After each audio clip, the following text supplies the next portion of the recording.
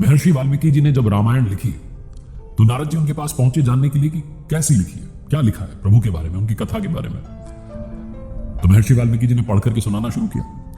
जब रामायण पूरी हो गई तो नारद जी के जो भाव थे वो ज्यादा खुश वाले नहीं थे। महर्षि वाल्मीकि जी ने पूछा कि कैसी लगी आपको। नारद जी ने कहा कि आपने अच्छी लिखी, लेकिन, और ऐसा बोल के वो चुप हो गए। तो महर्षि वाल्मीकि जी ने पूछा लेकिन क्या। नारद जी ने कहा लेकिन हनुमान जी ने जो लिखी है वो अद्भुत लिखी है, बहुत अच्छी लिखी है। और ऐसा बोलकर के वहां से चले गए। वो चले गए, लेकिन ये जो विचार थे, जो बात थी, महर्षि वाल्मीकि जी के दिमाग में बार बार घूमती रही। उन्होंने बहुत कोशिश की, लेकिन बार बार ये विचार आ रहा था। तो उन्होंने सोचा कि मिलने चल ही देता हूं, मिलकर आता हूं, हनुमान जी ने क्या लिखा है सुनकर आता हूं। लंका पर विजय प्राप्त करने के बाद प्रभु श्री राम अयोध्या में थे और हनुमान जी कुछ समय सेवा करने के बाद उनसे आज्ञा लेकर के कैलाश पर्वत पर रहने लग गए थे। वहां भगवान शिव की आराधना कर रहे थे और अपने प्रभु का नाम जो था वो शिलालेख उन्होंने लिखना शुरू कर दिया था। एक शिला पर वो लिख रहे थे और उन्होंने उस शिला पर यानी चट्टान पर हनुमद रामायण लिखी थी। तो वहीं कैलाश पर्वत पर थे। महर्षि वाल्मीकि जी उनसे मिलने के लिए पहुंचे। जब मिलने के लिए पहुंचे, बातचीत हुई कैसे हैं क्या है। उसके बाद में महर्षि वाल्मीकि जी ने कहा कि मैंने सुना है आपने भी रामायण लिखी, अगर मैं आपकी रामायण पढ़ पाता।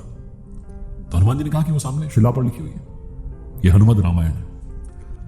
महर्षि वाल्मीकि जी बिना देरी किए वहां पहुंचे, पढ़ने लगे और पढ़ते पढ़ते उनकी आंखों से अश्रुधारा बहने लगी। व्याकरण बहुत अच्छी, वाक्यों को जिस तरीके से लिखा गया वो बहुत अच्छा, जो बात उसमें लिखी गई वो बहुत अच्छी। उनके आंसू रुक ही नहीं रहते। हनुमान जी ने देखा कि महर्षि वाल्मीकि जी रो रहे, तो उन्होंने पूछा क्या हुआ, खराब लिख दी, बुरी लिख दी, अच्छी नहीं है। महर्षि वाल्मीकि जी ने कहा कि अद्भुत लिख दी, अति सुंदर लिख दी। मेरे रोने का कारण यह है कि जो मैंने लिखी है अब दुनिया उसे क्यों पढ़ेगी, आपने तो अद्भुत लिख दिया। और ऐसा बोलकर के फिर रोने लगे। हनुमान जी ने कहा बस इतनी सी बात, आप चिंता क्यों करते। महर्षि वाल्मीकि जी को अपने कंधे पर बैठाया, दूसरे कंधे पर वो शिला रखी, वो चट्टान रखी जिस पर हनुमद रामायण लिखी थी। उड़कर के समुद्र किनारे पहुंच गए।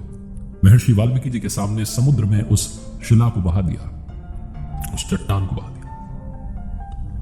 महर्षि वाल्मीकि जी ने कहा कि ये क्या कर दिया, आपने जो लिखा था वो सब अब समुद्र में चला गया। हनुमान जी ने कहा कि आपके लिए रामायण बहुत आवश्यक है जो आपने लिखी है, क्योंकि उससे आपको दुनिया जानेगी कि महर्षि वाल्मीकि थे। मेरे लिए प्रभु का नाम बहुत आवश्यक है। आप रामायण की चिंता कीजिए, मैं प्रभु की चिंता करता हूं।